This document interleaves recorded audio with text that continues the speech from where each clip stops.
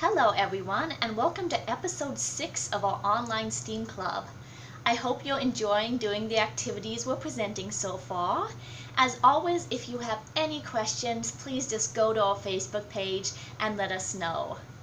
So today we're going to be working with water and ships, so we are going to do some activities on sailing the seas. So our first activity is a really simple boat. The one I've designed just looks like this. That is a bit small, so I've also cut out a bigger copy just so you can see what it looks like. When I do this activity, I like using cardstock, and that's because we are going to be putting this boat directly in the water, and being paper, obviously it is going to start to disintegrate. And I do find that cardstock lasts just a bit longer than some of the thinner papers. That being said, if you don't have cardstock at home, feel free to use whatever paper you have on hand. You can design your boat however you want. As you can see, I've added a tip to mine so it can cut through the water. And I also have a little notch at the bottom, which is going to be important because we are actually going to power this boat using soap. So besides your little boat, you'll probably want a toothpick or something with a bit of point on it. And then you also want some liquid dish soap. You probably can't see mine because it is the same color as the container, but I do have some liquid dish soap in here.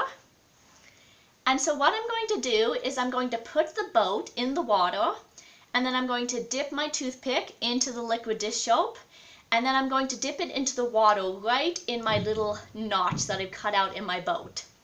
I am going to do this. You probably aren't going to be able to see from the angle that you're at, but I'm just going to quickly do this experiment. So I put my boat in, I'm going to gather some dish soap, and I'm going to put it there. Now, the question is, what's going to happen when you do this? Well, if you're able to see into my container, you might already know the answer, but if not, I challenge you to do this for yourself. Because if you've done it right, your dish soap should actually power your boat to move.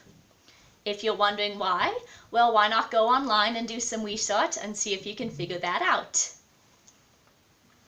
So for our next one, we're going to do wind-powered boats. So I've just made a very simple boat. For this one, I would suggest making it lightweight, but besides that, really you can make whatever type of boat you want. I've done mine out of straws. So I've just pinned some straws together, tight enough that it keeps this boat all together.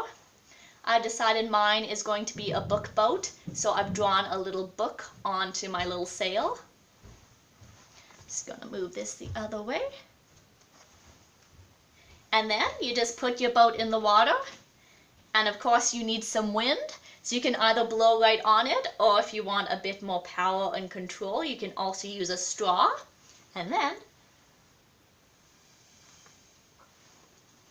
my container is quite small, but this one's really fun to do in a large sink or a bathtub or a kiddie pool. And this one's also fun if you have a couple of people and a couple of different boats, because then you can see which boat goes the fastest. Because of course you want a design that's lightweight, but that can also cut right through the water.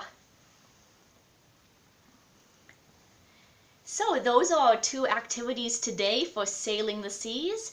As always, if you do them, we would love to see your finished projects. Just go to our page at lethlib.ca and you'll find our Facebook page from there, and you can post questions or pictures on that page.